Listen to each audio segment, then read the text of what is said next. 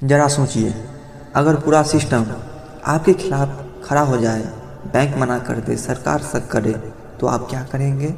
आज की कहानी उस आदमी की है जिसने कहा था, मैं टूट सकता हूँ लेकिन झुक नहीं सकता, जिसका नाम है धीरू भाई अंबानी। धीरू भाई अंबानी गुजरात का एक छोटा सा गांव चोरवार का रहने वाला था। उसके पिता एक स्कूल टीचर थे। धीरू भाई अंबानी रेलवे स्टेशन पर भुजिया बेचा करता था। लोग उसे देखते और कहते थे ज़्यादा आगे नहीं जाएगा, पर किसी ने उसके आंखों में वो आग नहीं देखी।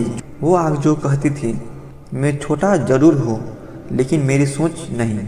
वो आग जो कहती थी, मैं छोटा जरूर हूँ पर मेरी सोच बहुत बड़ी है।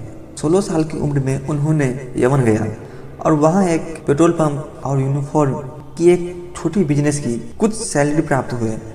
लेकिन धीरू भाई अंबानी पेट्रोल नहीं बेच रहे थे, वो दुनिया पढ़ रहे थे। वो देखते थे कौन खरीद रहा है, कौन बेच रहा है, कौन अमीर बन रहा है। वो समझ गए थे पैसा मेहनत से नहीं सोच से बनता है। धीरू भाई अंबानी जब भारत लौट रहे थे तो उसके जेब में 15,000 रुपये थे। कोई इन्वेस्टर उसका साथ देने वाला नहीं था, कोई गाइड करने वाला नहीं था। सिर्फ एक बात उसका कहना था, मैं रुकूंगा नहीं। एक छोटे से कमरे में उन्होंने रिलायंस की शुरुआत की। लोग हंसते थे, धीरू भाई अंबानी चुप रहते थे, क्योंकि उन्हें पता था शोर वही करता है जिसके पास विजन नहीं होता। कहानी बदलती गई, कहानी बदलती गई।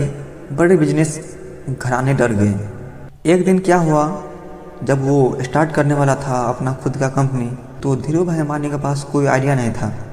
तो उसने कहा, अगर रास्ता बंद है तो मैं नया रास्ता बनाऊंगा। उन्होंने कुछ आदमी को शेयर मार्केट से जोड़ा। इतिहास में पहली बार गरीब आदमी ने कहा, ये कंपनी मेरी है। फिर मार्केट गिरा, किसी ने कहा अब तो सब खत्म हो गया। लेकिन धीरू भाई अंबानी उस रात सोए नहीं। सुबह उठकर बोले, मैं हार गया हूँ, मैं हार गया हूँ, ये फैसला मेरा नहीं है।